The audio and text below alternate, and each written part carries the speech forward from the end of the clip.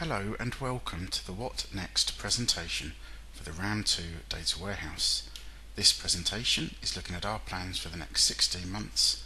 This has been put together for the customer workshop on March 13th, 2013 and provides an overview of what additional work to the core data warehouse we have planned. After 3 months of planning and 12 months of work, we have the core of a new data warehouse for WRAM. This includes a flexible staging area that can accept data from WRAM 1 as well as many other sources. On top of this, a quality system that should ensure all data loaded in can be trusted. An ETL process that has been well tuned and improved to allow data to be loaded quickly. Initially this will be from WRAM 1, but later this year and next, a new system to load data will be delivered. More on that later. All data is initially stored in a normalized database type of structure.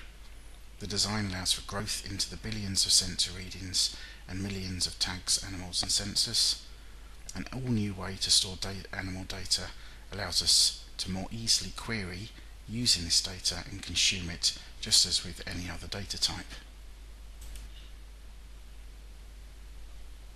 First, we will be working to add a data aggregation module to the data warehouse. This will allow us to take individual sensor readings, jumble them up in a fascinating myriad of ways and present you with the results from home ranges to averages. We hope to have a little of everything included.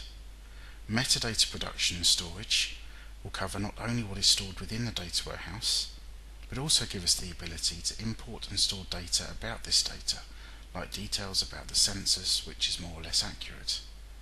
Finally, as we edge towards the inevitable chilly end of the year, we will embark on a day turbine project. Initially, the term was coined by the well-known dataturbine.org project. This is a robust, real-time streaming data engine.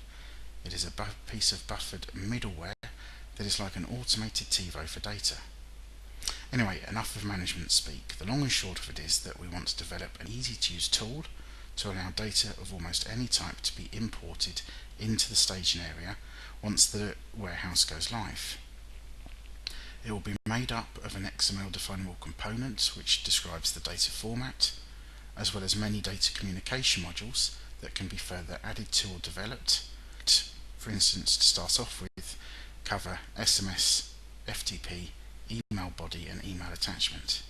Through this flexible approach, it is hoped with a minimum of development effort in future, we can support all new sensors and communication methods.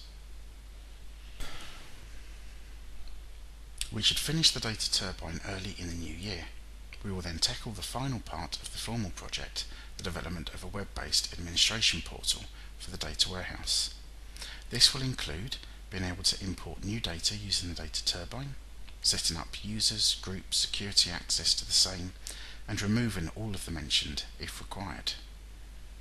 Create your own warehouse. Using Microsoft's SSIS technology, we have built the warehouse so that it can be created at any other site from a single server to a set of clusters. Therefore, we hope that other groups who do not currently have a database system for storing this type of data can benefit from our work and at the same time provide access to their data through our WRAM data broker system. The system uses an easy-to-edit XML configuration file for the server addresses for each of the components and takes about 5 minutes to edit and run. And then comes the second half of the year. Production should be planned and should happen. But surely I hear you ask we can squeeze a bit more in. We do have some hopes and dreams, and in case Holger is listening, we should use the term aspirational here. First, an easy-to-use WRAM 1 to WRAM 2 conversion tool. This may not in the end be needed, but if it is, it will allow you to easily migrate queries for use with the new warehouse. Next up is an observation-based alert system. Imagine this as a system that will carry out an action if a certain type of measurement or sensor reading is received, based on certain criteria. This could be spatial, if any of your animals wander within 5 kilometers of any town, or it could be each time an animal crosses a major road. It could also be used to warn of potential death or illness, looking at extremes in body temperature or heart rate, may be backed up with the lack of movement. The possibilities are endless. The next is to design the portals with responsive design. This is an HTML5 technique with CSS3 that allows websites to tailor their layout to the device it's being viewed on. And lastly, specific apps for the different mobile devices. Some examples of these apps would be a special visualization or administrative app, or even for the alert system, available on the popular mobile platforms Ubuntu, phone, Android and iOS.